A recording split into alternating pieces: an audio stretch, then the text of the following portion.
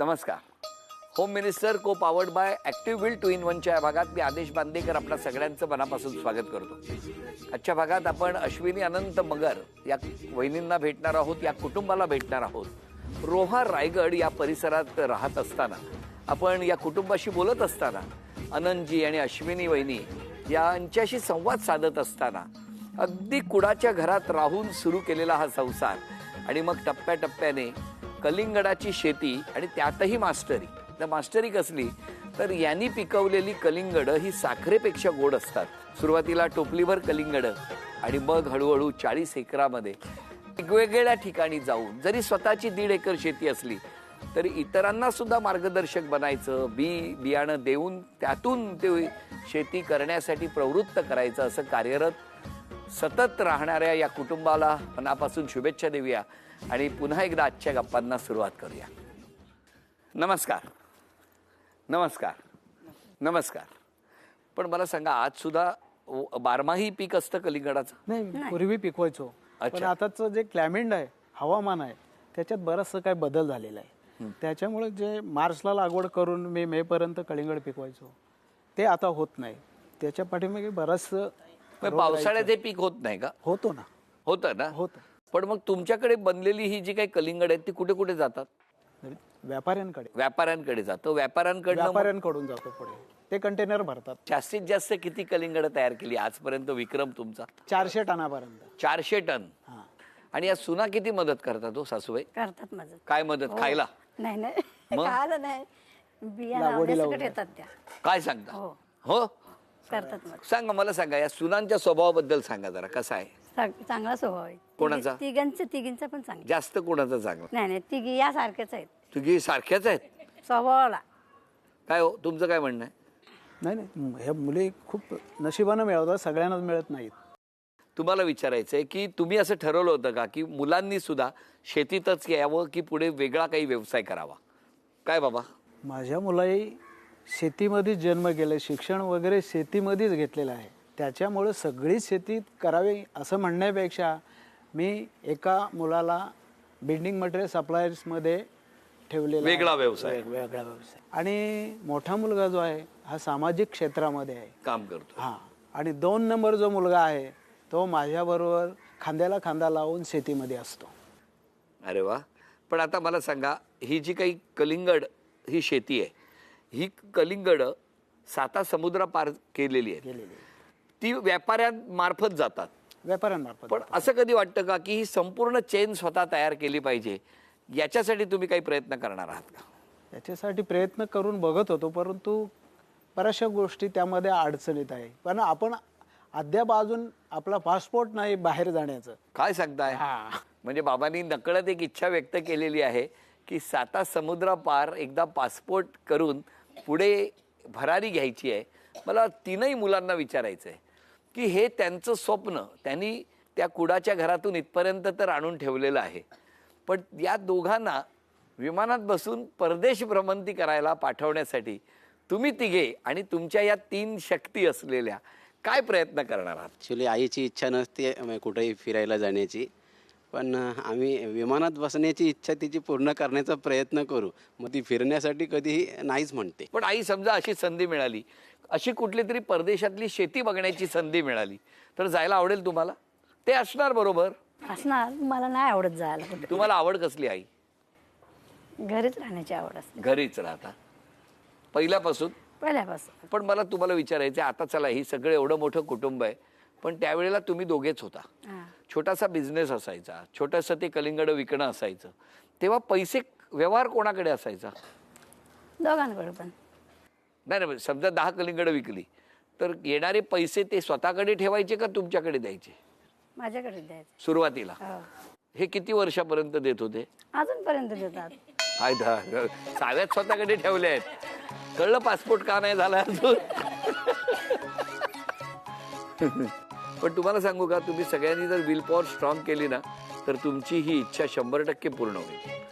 आणि माऊली, त्यावेळेला नाही म्हणू नका, जाऊन या. मुलांना विचारतो, आई वडिलांना सुख देण्यासाठी तुम्ही तुमच्या भविष्यातले काय प्रयत्न करणार आहात? काय ठरवलेत? तर जे जे करता येईल म्हणजे त्यांच्यासाठी ते करू शकतो. एकत्र राहणं किंवा त्यांच्या आवडीनिवडीच्या गोष्टी काय असतील ते करण्याचा प्रयत्न करेन. मग तुम्ही शेतीत पण काम करता पूर्ण वेळ? हो 100% शेतात असतो मी. मासे असतो नांगरकीपासून लागवडीपर्यंत. तर मधल्या टायमात कामं कमी असतात, त्या टायमाला माणसं असतात आमची सगळी. मग तेव्हा तुमच्या जेवणाचं कसं असतं? घर काय जवळ आहे आमचा. मग घरी जातात? हा घरी जातो. पण त्या कधी डोईवर पाठीवर तांब्या, तांब्यावर भाकरी घेऊन येत अरे नाही? अरे बरेच वेळ. हा, हो ते कॉलेज मधलं नाही विचारत नाही आहे. नाही घरी आता शेतावरच. तिघे शेतावर तिघे शेतात तिघेही जाता सगळे तिघी पण. तिघे जेवण वगैरे घेऊन सगळे एवढं शेतावर? शिक्षण घेतलेलं आहे तरी ते डीएड झाली. बरं बरं. BSc DED आहे. हे ॲग्रिकल्चर आहे. नमस्कार. हां आणि हे BCom झाले. काय तुमचं काय म्हणणं आहे सासू सासऱ्यांबद्दल? आई बाप्पाने आमच्या भरपूर कष्ट केलेत कलिंगडीसाठी. त्याबद्दल आम्हाला पण त्यांचा अभिमान आहे आणि अजूनपर्यंत पण कलिंगडीत राहण्यापासून तेच सर्व करतात. आम्ही घरी असतो पण एवढ्या थंडीतून वगैरे तेच राखण करतात कलिंगडीची. अगदी माल पूर्ण संपेपर्यंत तेच दोघंच कलिंगडी सांभाळत असतात. मग अशी परदेशात जाण्याचा एक विचार आला हां. की विमानात बसायचं आणि कधीतरी परदेशात जायचं. असं जर सासूबाई आणि सासरेबुवांनी केलं तर तुम्हाला आवडेल हो आवडेल सगळ्यांनाच. का? तुम्हाला हवेत 7 दिवस शांततेचे? नाही नाही असं नाही. मग का तुझे पाठीमागे केवढे मनापासून? तिघींमध्ये 3 तुम्ही जावा, बरोबर ना? हम्म. तुमच्यात कसं एकमेकींचं? कधी एकमेकींचा राग आलाय तुम्हाला? नाही नाही आम्ही मैत्रिणी प्रमाणे राहतो एकदम तिघी सुद्धा. कामांची विभागणी कशी केली आहे तुम्ही? काय नाही आम्ही म्हणजे तिघी एकमेकींना सांभाळून कामं करत असतो. म्हणजे कसं काय? समजा चपात्या करायच्या आहेत, त्यांनी चपात्या केल्या तर मी जेवण करते, तर दुसरं काम त्या करतात. असं प्रत्येकजण वेगवेगळं जसं येईल तसं काम करतो तिघी. तुम्ही कसं करता? ह्यांनी चपात्या केल्या, मग तुम्ही काय करता? समजा त्यांनी चपात्या केल्या तर मी वरण भात किंवा भाजी असं काही ना काहीतरी करत असतो आम्ही. किंवा ती मुलांकडे लक्ष देताना त्यांचा काय पसारा असेल तर तो आवरायचा. तर ते म्हणजे जे आमच्या वाटेला दिसेल की आता हे पाहुणे आले तर ह्यांच्या पुढे कोणीतरी रिकाम आहे तर आपण जायला पाहिजे. बरोबर. तर आमच्या तिघींपैकी जो मोकळा वेळ असेल तो जातो पटकन पुढे. असं अच्छा, म्हणजे तिघी मिळून असं असं नाही की तू बाबा हे कर ते कर असं नाही. तिघी मिळून जे जमेल तसं आम्ही काम पण करतो. त्या मोठ्या आहेत त्या तुम्हाला काय असं सांगतात का तू हे कर मी बसते, नाही नाही तू नाही आराम तसं नाही. कर? त्या मोठ्या आहेत पण अशा त्या आम्हाला ऑर्डर देत नाही, नाही. असं बोलत नाही. त्या आम्हाला सांभाळून घेतात उलट. अच्छा, न बोलताच करतात? हा न बोलताच एकदम बहिणीप्रमाणे आम्हाला सांभाळून घेतात. हो, कारण सगळ्यात पहिल्या त्या आल्या ना या कुटुंबात. हो मग म्हणजे आम्ही दोघी सोबतच. कोण? आमचं दोघींचं सोबत. एकाच दिवशी? हो हो अच्छा अच्छा, म्हणून एकाच दिवशी आला. म्हणजे तुम्ही दोघी सिनियर हो की नाही? बिचारे त्यांचे म्हणजे हालच केले असतील. काय हो, नाही हाल वगैरे नाही झाले. कसे सांभाळून घेतलं तुम्हाला? काय नाही असं म्हणजे लहान आहे ते लहानाप्रमाणे सांभाळून घेतात. मग तुम्ही काय करता काम साधारण सगळी शेतात? शेती वगैरे म्हणजे लागवडीपासून सगळी कामं करतो. तुम्ही काय हो बोला. काय नाही आम्ही सगळं तिघी मिळून करतो काय करता सगळी तिघी कामं. मिळून? एक जण पीठ भिजवता? ऍक्च्युली आम्ही चपात्या खातच नाही, आम्ही भाकरी सगळी. भाकरी? बघितलं बा, प्रश्नच चुकला होता माझा. नाही पण मला आमच्या इथे सगळ्यांना भाकरी लागते, नाश्ता वगैरे नाही होत. नाश्ता बिस्ता काय नाही. बरं, अख्खा काय दिवस कसा असतो तुमचा सांगा? सकाळी उठल्यानंतर पहिले भाकरी लागते सगळ्यांना लहान मुलींना पण. सकाळी उठल्याबरोबर पहिली भाकरी? हा आंघोळी झाल्यानंतर. पण पहिलं नाश्त्याला भाकरी, हा त्यानंतर मी सकाळी नाश्ता करतो. हा दिवस सुरू कसा होतो सगळ्यांचा? सगळ्यात पहिलं घरातलं उठतं कोण? सगळं आम्ही तिघी जणी तुम्ही तिघी आणि आई पप्पा. अच्छा, किती वाजता साधारणतः दिवस सुरू होतो? 6:30 वाजता. 6:30 वाजता तुमचा दिवस सुरू होतो आणि मग दिवसभर शेतात. पण लगेच शेतावर जाणं होतं काय हो पप्पा बाबा? जातात पहिले शेतावर. पप्पा, तुम्ही पहिले शेतावर? नाही नाही, मला मुद्दाम का विचारायचं, आम्ही शहरात असतो बरोबर आहे. आमचं एकदम वेगवान असं आयुष्य असतं, पण त्याचबरोबर तुमचं सुद्धा कष्टाचं आयुष्य असतं. सकाळी उठल्यापासून तुम्ही जरी घरी असला तरी सुद्धा अख्खा दिवस मग कामगार आहेत त्या शेतातल्या मजुरांसाठी करणं हे सगळंच आहे हो ना आई? आता किती मजूर तरी काम करत असतील? आता मजूर कमी आहेत. इस्रायल सिस्टीम मध्ये लागवड आहे सगळी.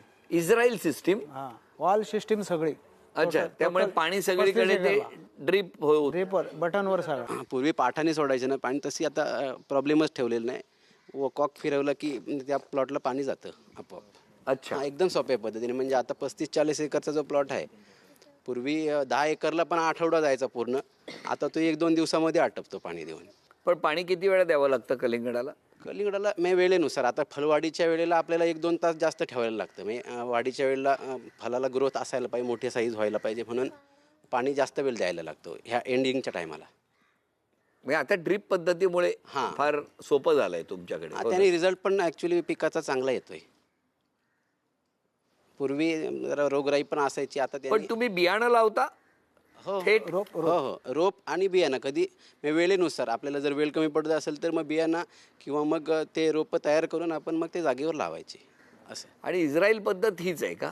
हा मग आता ते ह्या सर्व बाहेरूनच रोपं, 1 लाख शिकायला मिळालेल्या रोपाले. पद्धती आहेत. 1 लाख रोपं तयार केली होती आम्ही त्या हां. टायमाला.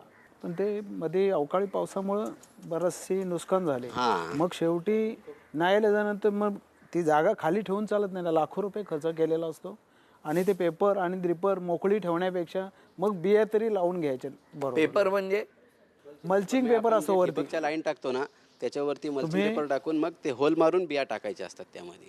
पण इस्रायली पद्धतीने शेती करण्याची ही कधी सुरू झालं हे साधारणतः? 10 वर्ष झाली सर. 10 वर्षापूर्वी. किती हे पाणी ज्यावेळी लागतं? नवीन नवीन निघालं ना हे ड्रिपर आणि मल्चिंग पेपरचं, तेव्हापासून सुरुवात. पहिल्यांदा कुठे बघितलं तुम्ही ते?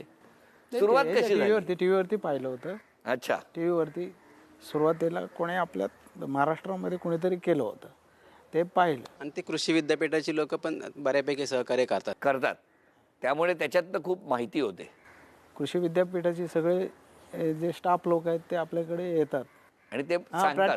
प्रॅक्टिकल अनुभवासाठी येतात ते. आणि आपलं त्यांचं शैक्षणिक असतं आणि आपलं प्रॅक्टिकल असतं, त्याच्यामुळे त्यांना प्रॅक्टिकलची पण गरज असते. ते नुसतं पुस्तकं शिकले आणि म्हणजे ते झालं असं होत नाही ना. ॲक्च्युली समोरासमोर येऊन पण जास्त पाणी लागतं का कलिंगडाला? असं नाही. ते वातावरण, आजचं वातावरण कसं आहे, थोडं गार आहे. म्हणजे सूर्याला थोडासा धुक्याने त्याचा सूर्यप्रकाश कमी केलेला आहे. म्हणजे तिथं पाण्याचं नियोजन आपल्याला कमी जास्त कुठे पाहिजे, आपण ते थोडंसं आम्ही त्याचं सखोल अभ्यास केला आहे थोडा. सुरुवातीला कमी पाणी लागतं रुजव्यापासून ते फलवाढीपर्यंत. लिमिटेड मर्यादितच लागतं पाणी त्याला. आपल्याला माहीत आता शेतकरी ते अनुभवित म्हटल्यानंतर त्यांना कळतं की ह्याला आता पाण्याची गरज आहे, त्या वेळेनुसार ते पाणी सोडतात. आत्ता या ठिकाणी या गप्पा सुरू असताना एक छोटासा खेळ आहे आणि मला बघायचं आहे तुम्हाला आज बक्षीस म्हणून झी मराठीकडून तन्मणी कोण मिळवून देणार आहे. तेव्हा आता बघूया हा तन्मणी कसा मिळणार या माऊलीला. मला तुम्ही सांगा, मी एक प्रश्न विचारणार आहे. तो प्रश्न त्या 3 सुनांपैकी कुठल्या तरी सुनेला विचारणार आहे. कुठल्या सुनेला प्रश्न विचारू हे 3 सुनांनी मिळून सांगायचंय. सांगा कोण उत्तर देईल ते. मी उत्तर प्रश्नानंतर विचारणार. तुमचं काय म्हणणं आहे? 3 नंबर आहे ना सुरभी, तिला विचार. तिला विचारा असं तुमचं म्हणणं आहे. तुम्ही मोठ्या वहिनींना. हा, मोठ्या वहिनींना. मोठ्या वहिनीला. तुमचं काय म्हणणं आहे? कोणाला विचारला पाहिजे? सुरभीला. सुरभी म्हणजे कोण? तुम्ही. तेव्हा आता तुम्हाला मी प्रश्न विचारतो, त्या प्रश्नाचं उत्तर द्यायचं, बरोबर? आणि जर तुम्ही त्या प्रश्नाचं उत्तर बरोबर दिलं तर या माऊलीला तन्मणी बक्षीस म्हणून मिळणार आहे. हा, तुम्हाला प्रश्न सोपा आहे. तुमच्या पाठीमागे दोघी बसले आहेत, त्यापैकी एकीच्या डोक्यातल्या हेअर बँडचा रंग सांगा. लाल. अभिनंदन थँक्यू. आई, अभिनंदन. सुनेने तुम्हाला हा तन्मणी मिळवून दिलेला आहे झी मराठीकडून. अभिनंदन. झी मराठीकडून हे चांदीचं नाणं तुम्हाला मिळालं. अभिनंदन. पण पावसाळ्यात हे पीक होत नाही. पावसाळ्यात नाही होत.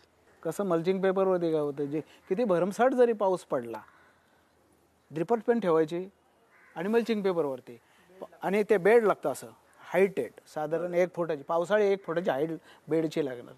त्या बेडवरती बियाणं लावायचं. म्हणजे फक्त त्या होलमध्ये जेवढं पाऊस पाहिजे ना तेवढंच पाणी पडेल.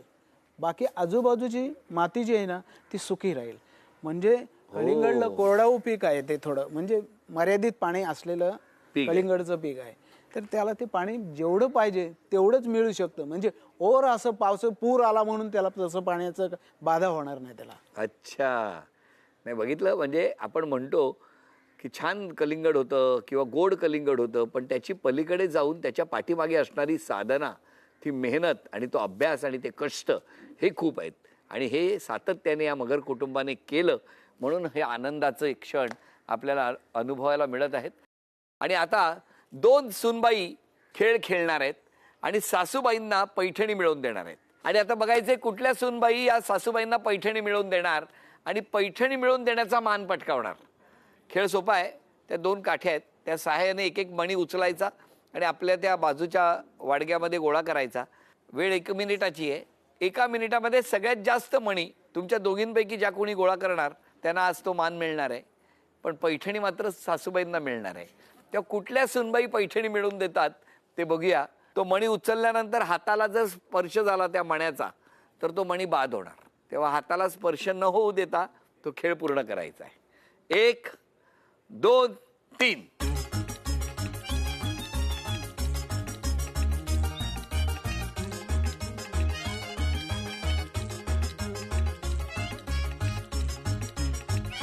दहा सेकंद झालेली आहेत.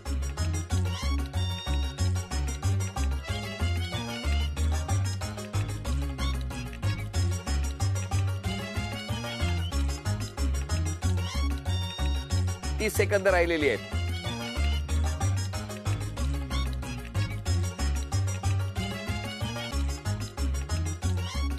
5 4 3 2 1. वेळ संपली. तुम्ही मोजा पटकन तुमचे मणी किती आहेत. 1 2 3 4 5 6 7 8 9 आणि तुम्ही 1 2 3 4 5 6 7 8 9 10. अभिनंदन. झी मराठीकडून ही भेटवस्तू तुमच्यासाठी. अभिनंदन. झी मराठीकडून हे चांदीचं नाणं तुम्हाला मिळालं. अभिनंदन. वहिनींना मिळत आहे तथास्तु पुणे आणि कोल्हापूर यांच्याकडून पैठणी. अभिनंदन. त्यांनी शेती करायची ठरवली आणि या माऊलीनं पाठीमागे खंबीरपणे उभं राहून साथ दिली आणि मग त्यांच्या पाठीमागे खंबीरपणे उभं राहून दिलेली साथ आणि त्यातून फुललेलं हे नंदनवन आणि उत्तरोत्तर झालेली प्रगती. यासाठी जसं त्यांनी सुरुवातीला उखाणा घेताना अनंतजी म्हणाले होते की एका पुरुषाच्या पाठीमागे खंबीरपणे तिचा हात असतो, एका स्त्रीचा हात असतो आणि नेमकं तसंच झालेलं आहे. या ठिकाणी जे जे त्यांनी मनात योजलं त्या प्रत्येकाला या माऊलीनं खंबीरपणे साथ दिली.